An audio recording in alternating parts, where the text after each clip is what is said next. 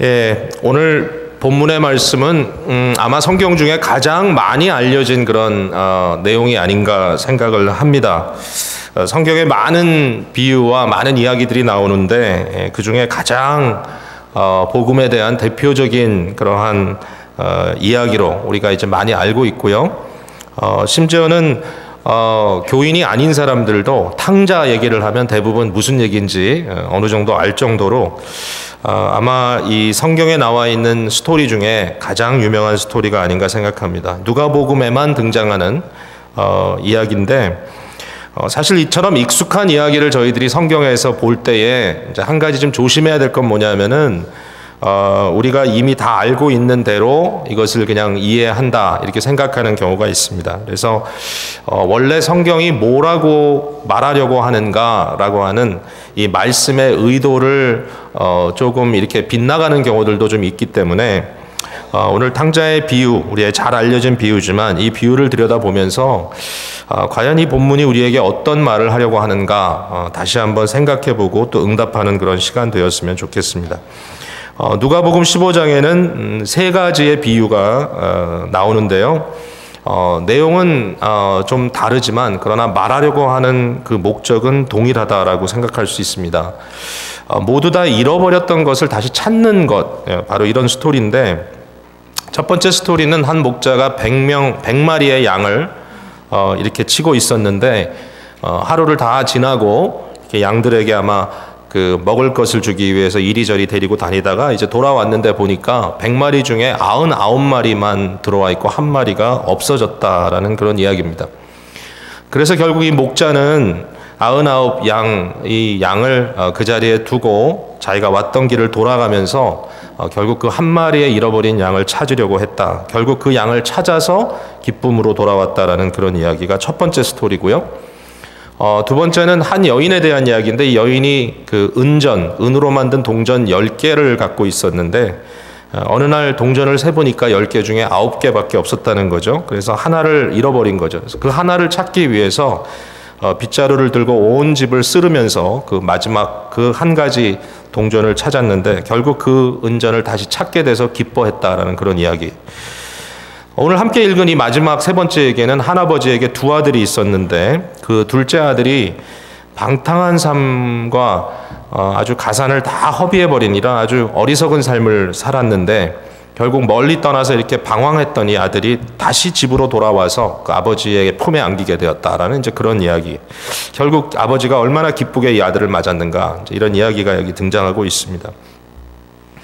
한 가지 우리가 한번 생각해 볼 것은 뭐냐면 유일한 것을 잃어버린 그런 스토리가 아니라는 것이죠. 그러니까 100개 중에 하나를 잃어버렸고 10개 중에 하나를 잃어버렸고 두 아들 중에 한 아들을 잃어버렸.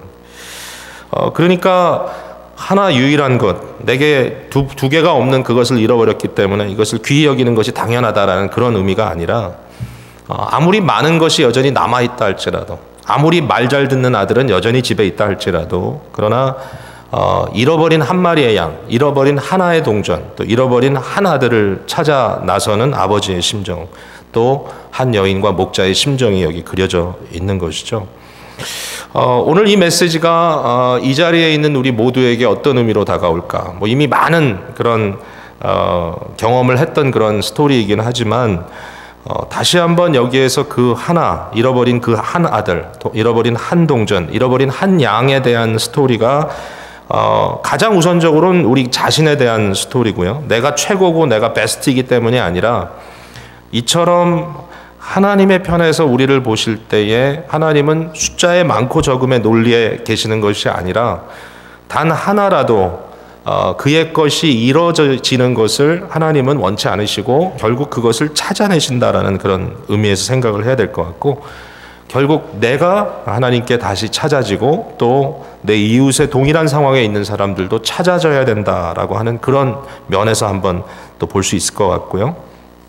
또 한 가지 이 비유의 동일한 것은 뭐냐면 잃어버렸던 것을 다시 찾았을 때 다 너무 굉장히 기뻐했다라는 거예요. 기뻐하고 혼자 기뻐하는 게 아니라 그러니까 목자가 혼자 기뻐하는 게 아니고 이 여인이 혼자 기뻐하는 것이 아니고 이 아버지가 혼자 기뻐하는 것이 아니고 주위의 다른 사람들에게 함께 즐기자라고 청했다는 것이 굉장히 의미가 있죠.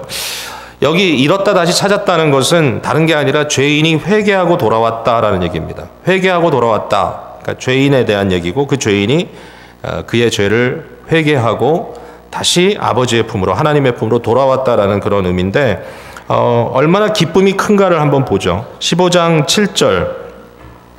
7절에 이제 이 양을 찾은 얘기인데요. 내가 너에게 이르노니 이와 같이 죄인 한 사람이 회개하면 하늘에서는 회개할 것이 없는 의인 99으로 말미암아 기뻐하는 것보다 더하리라.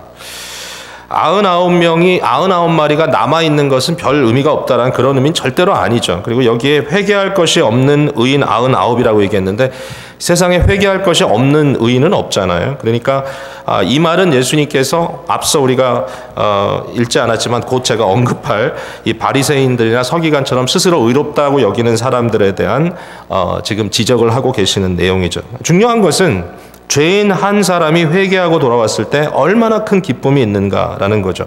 10절도 한번 읽어볼까요? 같이 읽겠습니다. 시작. 내가 너희에게 이르노니 이와 같이 죄인 한 사람이 회개하면 하나님의 사자들 앞에 기쁨이 되느니라.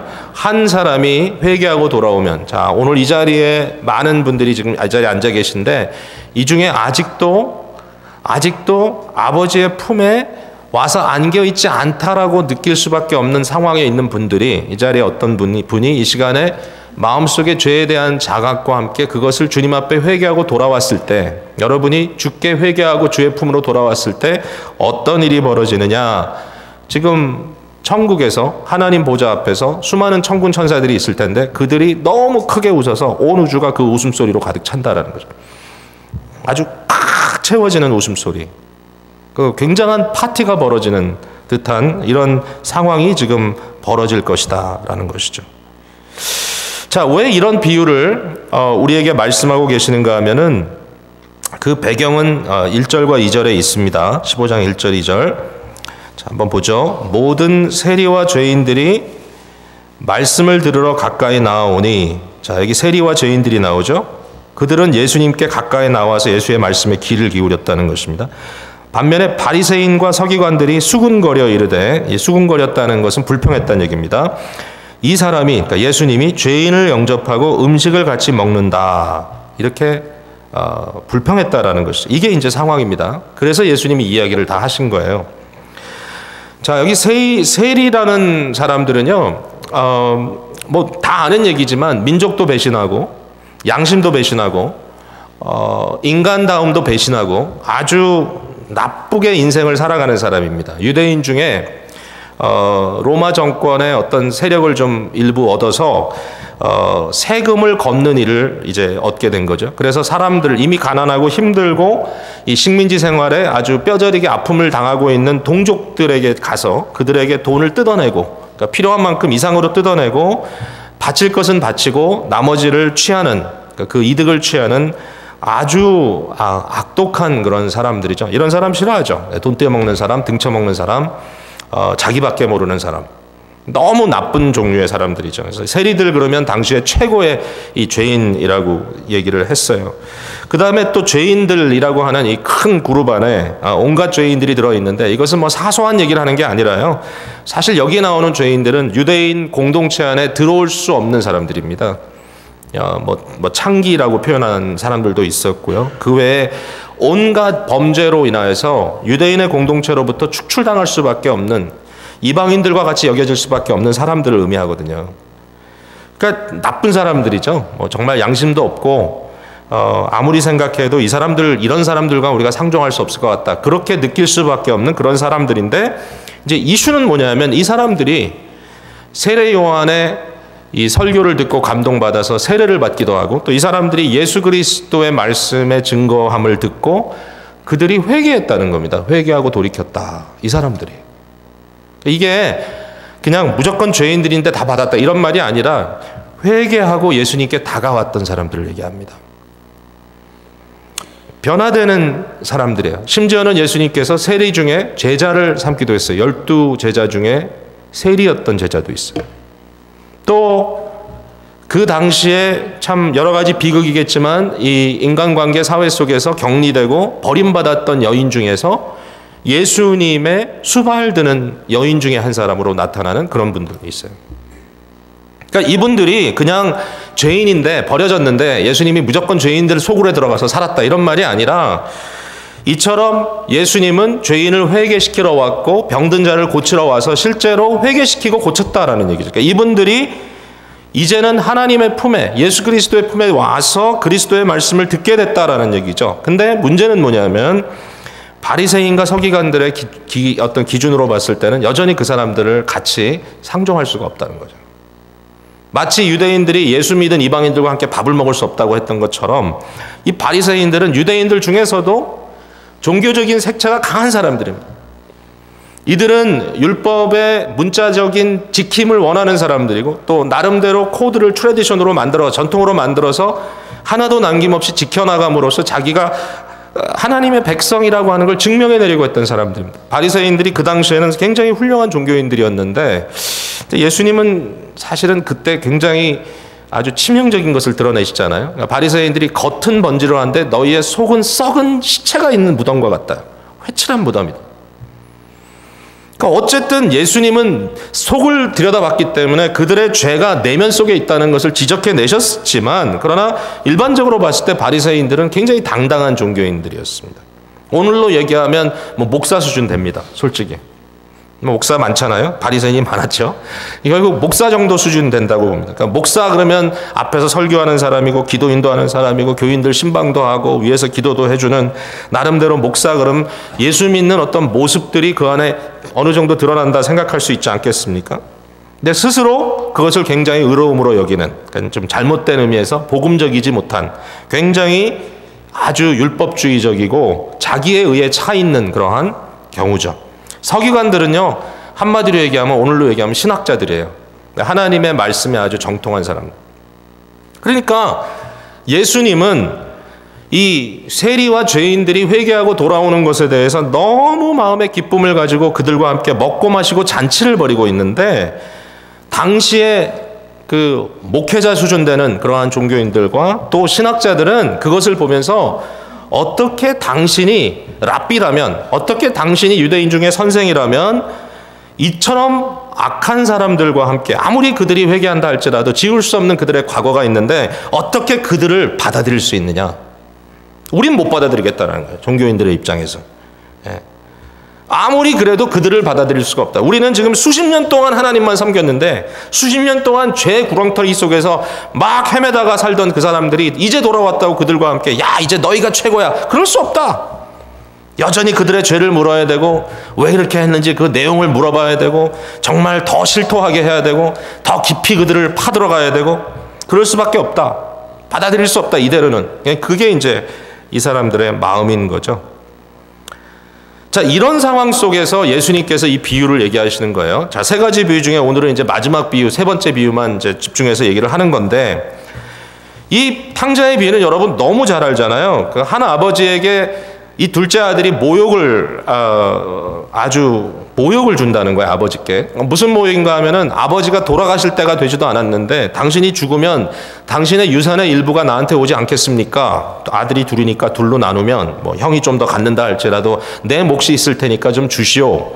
그래가지고 이 아버지가 당시에 유대인적인 아버지의 모습은 사실 전혀 아니에요. 굉장히 아주 놀라운 아버지의 모습을 하고 있는데 이 아버지가 그 돈을 줬다는 거예요. 유산을 나눠줬어요. 그랬더니 이 아들이 그 유산을 가지고 먼 나라로 가서 아주 방탕한 삶으로 그 유산 다 탕진해 버렸어요. 거지가 됐죠. 결국은 먹고 살 길이 없으니까 돼지 치는 자리에 들어갑니다. 노예가 됐다는 얘기입니다. 노예가 하지 못한 게 굉장히 여러 가지가 있는데 그 당시에 뭐 신발도 신지 못하고 뭐 노예로서의 어떤 신분에 맞는 것밖에 하지 못하는데 그러면서 돼지를 치고 있는데 그 돼지 그 진흙탕 속에서 막 돼지의 막 그 더러운 오물까지 다 묶여 있는 그곳에서 돼지를 치고 있는데 돼지가 먹는 이 돼지 사료조차도 자기 배에 넣을 수 없는 이런 아주 비참한 자리에 갔는데 그때 너무너무 놀라운 것은 그가 스스로 돌이켰다는 것이죠. 그때 머릿속에 깨달음이 왔다는 거죠. 그때 머릿속에 다시 한번 불이 켜졌다는 거죠. 자기의 망가진 인격, 자기의 망가진 인생, 자기의 처절한 이 형편 이런 것들이 왜 잘못됐는지, 왜 이게 올바르지 않는지 깨뜨려진 거죠. 머릿속에. 그게 뭐냐 하면 내게는 아버지가 있는데 이거예요. 나는 고아도 아니요. 나는 여기서 버려질 이런 존재도 아닌데 내게는 아버지가 있고 그 아버지가 버젓이 살아계시고 그 아버지 집에는 심지어는 하루하루 먹고 사는 품꾼이라도 먹을 것이 풍족한데, 그러니까 내 아버지는 이렇게 사랑스럽고 사랑하시고 이처럼 자비가 은혜가 넘치는 분이신데 내가 그 아버지의 아들인데 나는 여기서 굶어 죽는구나 하는 거죠. 깨달아졌어요. 그게 그 순간에. 그래서 그가 돌아가기로 한 거예요. 자, 이 돌아가기로 했을 때 물론 그는 체면이고 뭐 부끄러움이고 다 무릅쓰고 이제 돌아가기로 했는데 적어도 자기 마음속에 이런 생각을 했죠. 내가 아버지 집에 돌아가면 내가 이런 상황에서 다시 아버지에게 아들로 받아달라고 얘기할 수는 없고 그냥 종 중에 하나로, 이 품꾼 중에 하나로 나를 써달라고 이렇게 얘기하면 그래도 아버지가 나를 긍휼히 여기지 않겠는가. 그래 돌아왔다는 얘기예요. 여러분, 부모된 자의 입장에서요, 만약에 아들이 있는데 아들이 지금 멀리 가가지고 전혀 지금 감이 없어. 집을 떠났고 아버지를 모른 척하고 아무리 여기서 연락을 해도 답도 하지 않고 이제 그런 상황에 있는데 제가 그런 경우를 좀 봤거든요. 제가 그래서 아버지한테 그래도 아버지는 계속 사랑 표현을 하십시오. 왜냐하면 그 아들이 어떤 생각을 할지 모르니까, 언제 어떤 생각이 돌아올지 모르니까.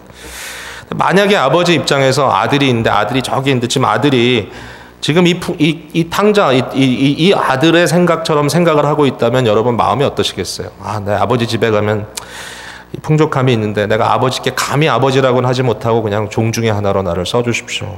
그런 마음을 하고 지금 돌아오고 있다. 예, 저도 아버지 중에 하나인데요. 막 그냥 속이 뜨거워지고 가슴이 멜 것 같아요. 아들을 생각하면. 이게 아버지 마음이에요. 자, 오늘 이 스토리는 아버지 마음에 대한 얘기입니다. 자, 아버지의 마음. 자, 여기 하나님 아버지의 마음이 그려져 있는데 그 마음은 어떤 마음인가? 자, 두 가지로만 간단히 좀 생각을 해볼게요. 아버지의 마음. 첫 번째는 아버지의 환영하는 마음입니다. 아버지의 환영, 웰컴이죠. 웰컴. 자, 이렇게 돌아온 아들을 아버지는 적극적으로 맞아주십니다. 이미 아직은 멀리 있지만 멀리서 다가오고 있는 아들의 모습을 발견한 아버지는 그 아들을 향하여 달려갑니다. 20절에 나와 있죠. 이에 일어나 아버지께로 돌아가니라. 아직도 거리가 먼데 아버지가 그를 보고 측은히 여겨 달려가 목을 안고 입을 맞췄다. 자, 여러분, 한 가지 우리가 꼭 여기서 기억해야 될 것은 뭐냐면 이게 비유의 힘이라는 거예요. 비유의 힘. 비유의 힘이라는 건 뭐냐면 사실적이지 않다는 거예요. 그 당시 시대로 봤을 때. 유대의 아버지는 이런 아버지가 없어요. 당시에. 그러니까 유대의 아버지 중에 살아있는데 유산 달라고 유산 나눠줄 아버지도 없고요. 유대의 아버지 중에 아들이 멀리 있는데 불쌍하다고 달려갈 아버지도 없어요. 그거 유대적이지 않아요. 그거는 굉장히 이거는 이상한 거예요.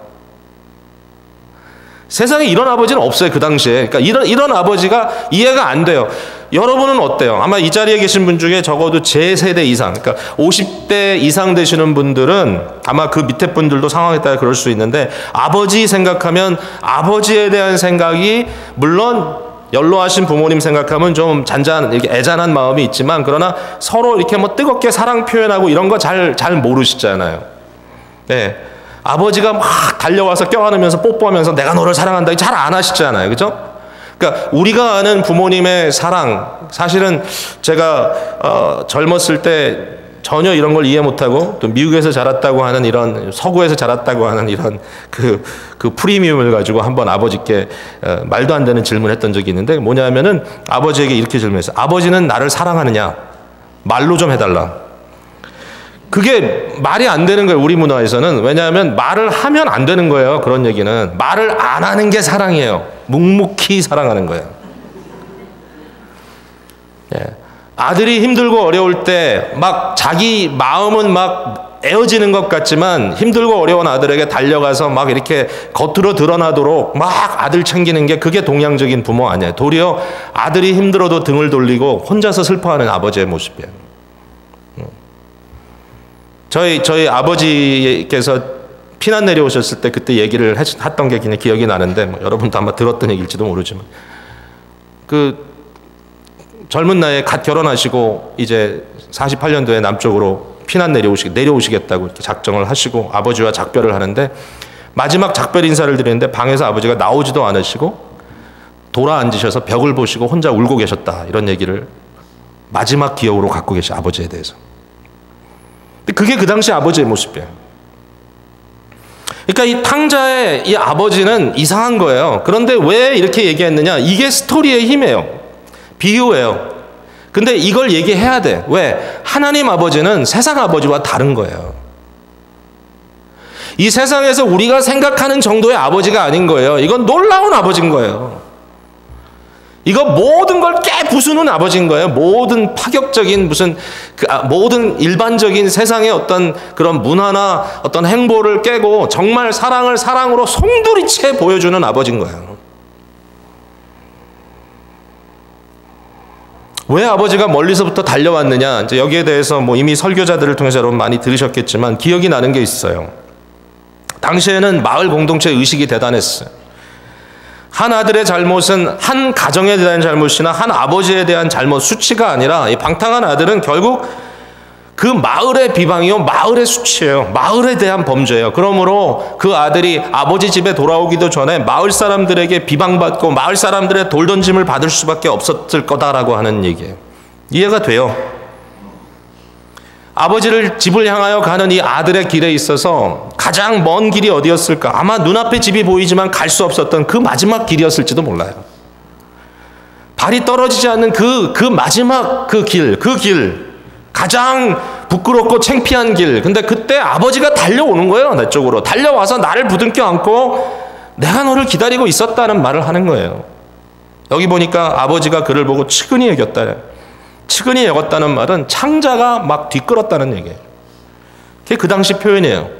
가슴이 아팠다, 가슴이 뜨거웠다, 머리가 막 복잡했다 이런 게 아니라 배예요, 배. 배가 막 절절 끓는 거예요. 마음이 너무나 달아서 그 아이를 보고 어쩔 줄 몰라 하는 아버지, 아들을 끌어안고 아들에게 입을 맞추고 아들이 얘기하려고 그러잖아. 아버지, 더 이상 내가 아버지를 아버지라고 이 부름을 감당치 못하겠고 내가 아들을 일컬으면 감당치 못하겠습니다. 그랬더니 거기에 대해서는 대꾸도 하지 않고 종들을 부르는 겁니다. 그리고 제일 좋은 것을 내어다 입히고 손가락에 가락지를 끼우고, 이 말은 뭐냐면 자기의 권세를 회복시킨다는 뜻이고 발에 신을 신긴다. 이건 뭐예요? 종이 아니라 주인이란 얘기죠. 그리고 이 아들을 위해서 잔치하자. 이게 아버지의 환영이에요. 아버지의 마음, 하나님 아버지의 마음. 지금 이 순간에도 우리가 우리의 죄를 회개하며 주님 앞에 엎드려 눈물 흘리는 그 시간에 하나님 아버지는 우리를 너무 불쌍히 여기시면서 부둥켜 아신다. 글쎄요, 제가 처음 복음에 대한 어떤 깊은 깨달음을 갖고 주님 앞에 눈물로 회개했던 때가 고등학교 시절인데요. 그때 제가 이걸 잘 알았는지 모르겠어요. 로마서 강해를 듣다가 내가 이렇게 죄인인데 내가 용서받았구나.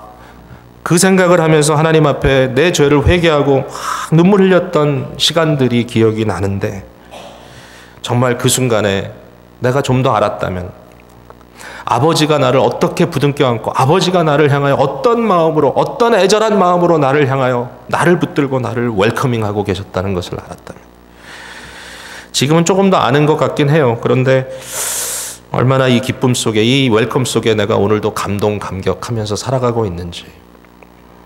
여러분 어떻습니까? 이 아버지의 마음을 좀 아시겠나요? 이 아버지의 마음이 조금 느껴지시나요?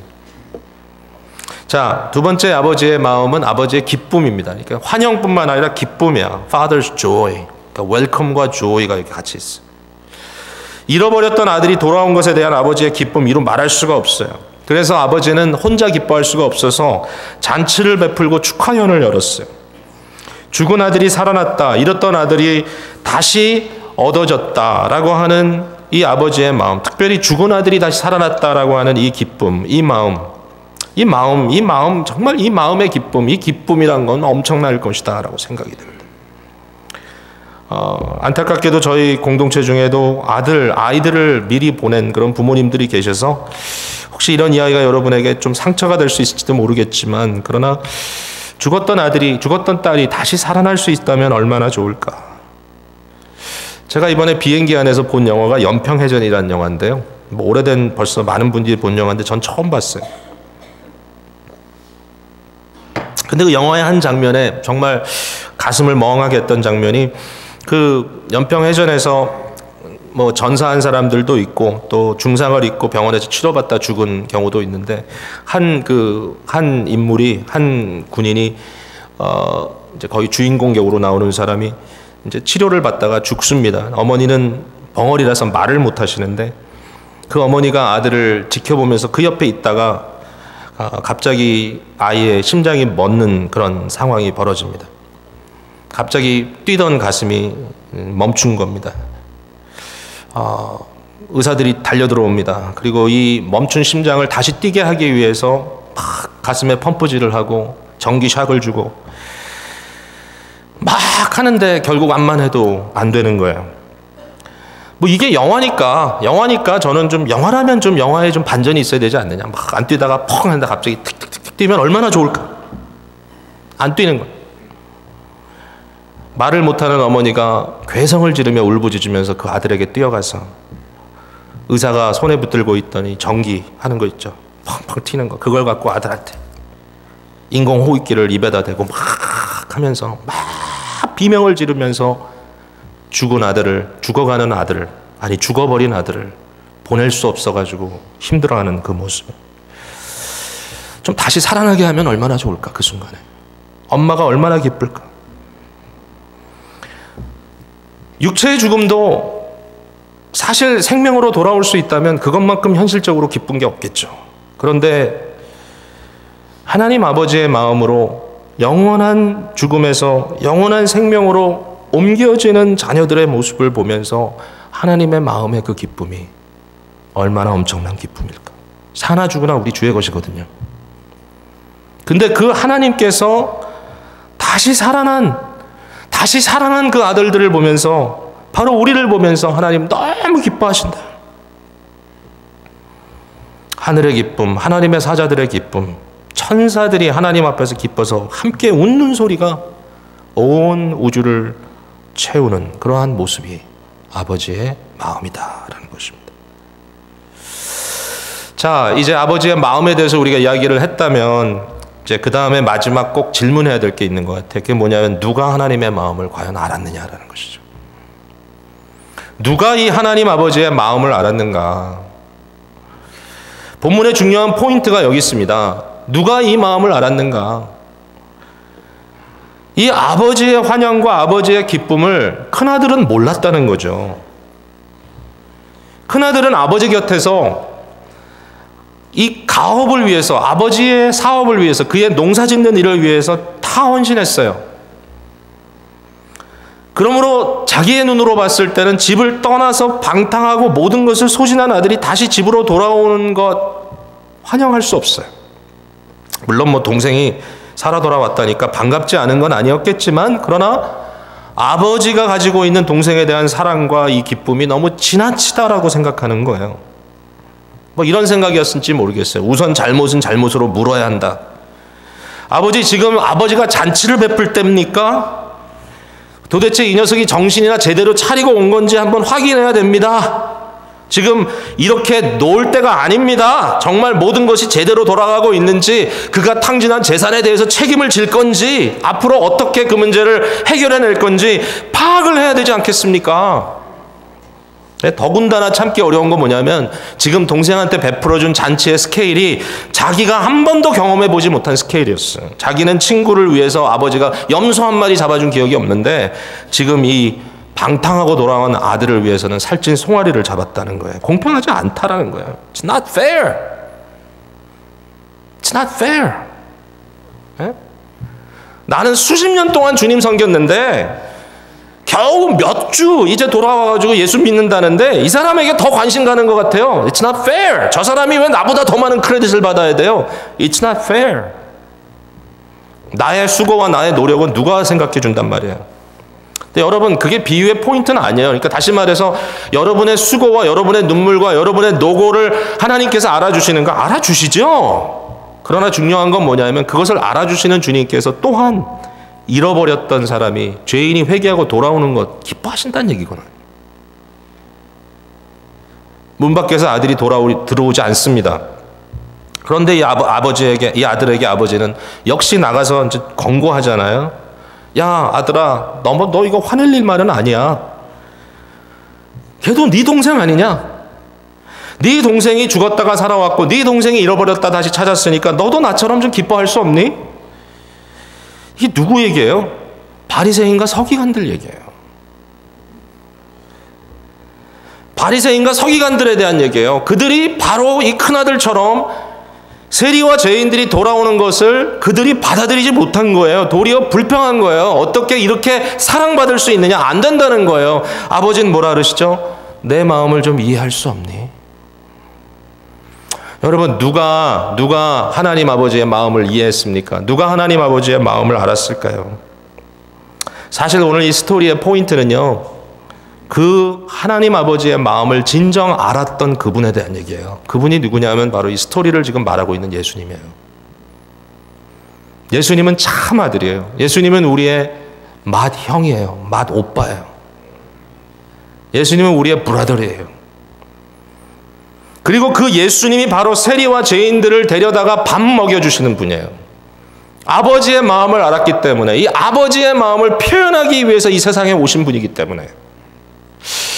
여러분, 신학교에서 가르치는 신학 한 부분 중에 이해하기가 굉장히 어려운 부분이 뭐냐면은 바로 이 구원 언약이라고 하는 것입니다. 구원 언약. 구속 언약, 이 redemption, covenant of redemption이라는 건데 이게 참 어려워요. 왜냐하면 이 내용이 뭐냐면 이 언약은 하나님께서 사람들과 백성들과 맺은 언약이 아니라 하나님과 하나님 사이에 맺어진 언약이에요. 즉 우리가 태어나기도 전에, 아니 인간이 만들어지기도 전에, 이 세상이 창조되기도 전에, 만세 전에 하나님께서 모든 계획을 갖고 계셨는데 그 계획 중에 하나님이 창조하신 이 피조세계가 인간의 죄로 말미암아 타락할 것이라는 것을 하나님이 미리 아셨다는 거예요. 하나님이니까 아시는 거예요. 그러면 왜 타락하지 않게 아예 처음부터 문제없이 견고하게 죄가 들어올 수 없도록 만드시면 안 되셨는가? 근데 하나님의 플랜은 그게 아니셨어요. 하나님의 마음에는 궁극적으로 하나님의 영광을 위해서 모든 것을 하시는데 또 인간을 만드시는 데 있어서 인간을 로봇으로 만들지 않고 인간을 의지적인 존재로, 그러니까 우리가 우리의 의지에 대해서 의미가 있는 걸로. 그러니까 다시 말해서 이 자리에 있는 어느 한 사람도요, 내가 행동하고 내가 의지로 행한 것에 대해서 하나님을 블레임해서는 안 돼요. 하나님이 나를 이렇게 하도록 만들었다. 여러분, 그러면 안 돼요. 왜냐하면 우리의 경험에는 우리의 의지는 완벽해요. 문제는 죄를 따라간다는 게 문제지. 타락한 의지이기 때문에 계속 그러니까 성령의 은혜로 거듭나고 바뀌어져야 되는 거예요. 변화돼야 되는 거지만 그러나 우리의 의지가 우리의 의지대로 행사되는 거예요. 그러니까 그걸 잊어서는 안 돼요. 그러니까 하나님의 계획 속에 온 우주를 창조하시는데 인간을 창조하고 인간을 통하여 피조세계를 다스리게 하시는데 인간이 타락함으로 하나님을 향한 하나님께 반기를 들고 죄와 타락의 길, 이 굉장히 추한 삶을 살아가게 됐다는 거죠. 이 망가진 거예요. 지옥 백성이 된 거예요. 이걸 어떻게 할 거냐? 거기에 대한 하나님의 놀라우신 계획, 그 중에 뭐냐 하면 바로 이거예요.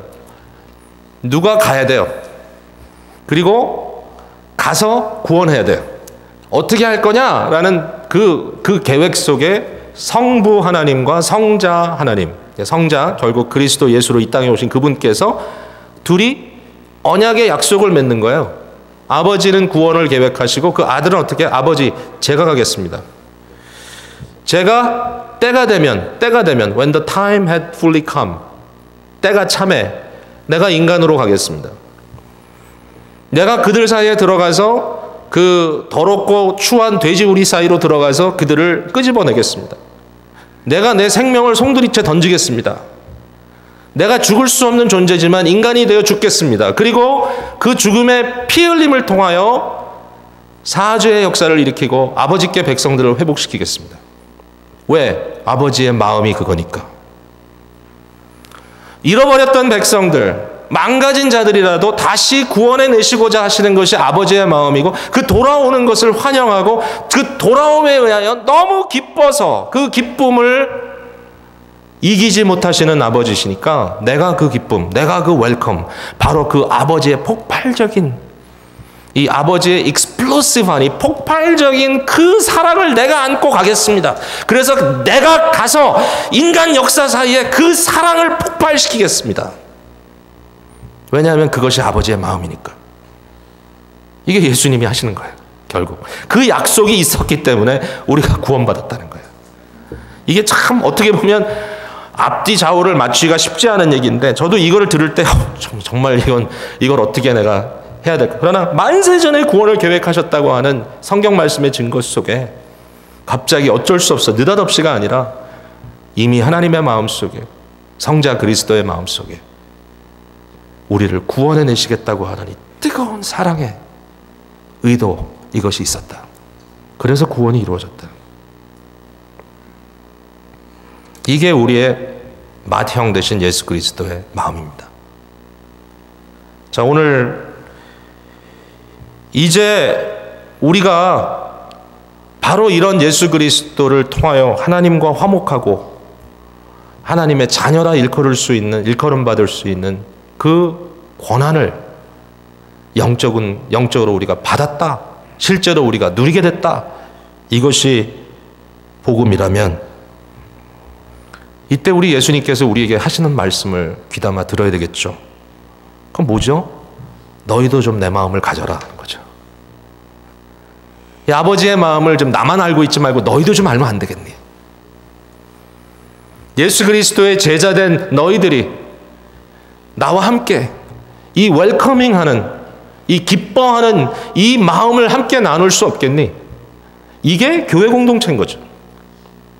이게 교회 공동체 속에 나타나고 있는 현실이어야 되는 거죠. 사실 우리가 인간이기 때문에 사람들에 대해서 못마땅한 것도 많고 따질 것도 많을지 몰라요.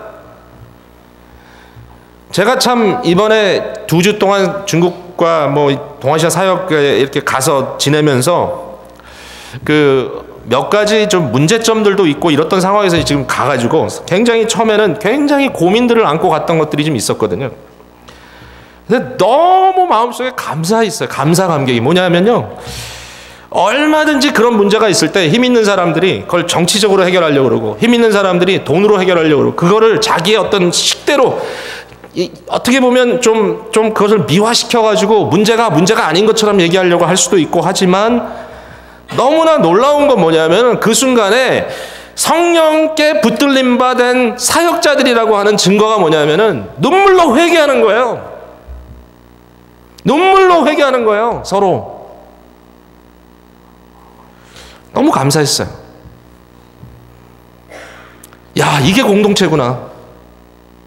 이게 공동체구나.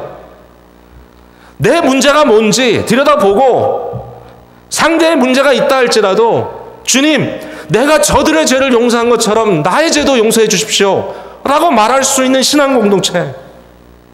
여기에 아버지의 마음과 여기에 그리스도의 마음이 끌어나지 않는다면 세상과 다른 게 뭐가 있겠어요? 여러분, 세상이 왜 예수님을 믿어야 됩니까? 왜냐하면 이 공동체 속에 들어와야 되기 때문에 그렇습니다. 여러분은 미리 들어왔습니다. 저와 여러분은 미리 공동체 일원이 됐습니다. 우리가 예수 그리스도의 편지요, 우리가 그리스도의 향기요, 예수 그리스도의 메신저거든요. 우리 공동체가 이게 바로 하나님의 나라의 모형이거든요. 그런데 여기에 아버지의 마음과 예수 그리스도의 끌어넘치는 마음이 아니라 우리 속에 끊임없이 자기의 의를 나타내고 사람들을 정죄하고 비교하고 못마땅하고 불평하고 하는 것들로 우리의 가정과 우리의 교회와 우리의 모든 관계들이 자꾸만 채워져 간다면 너무 안타까운 일이겠죠. 그게 유대 공동체의 문제였습니다. 오늘도 주님 앞에 나온 저와 여러분이 이 안에서 같이 예수 그리스도의 마음을 깊이 품어갈 수 있는 놀라운 역사가 있기를 간절히 바랍니다.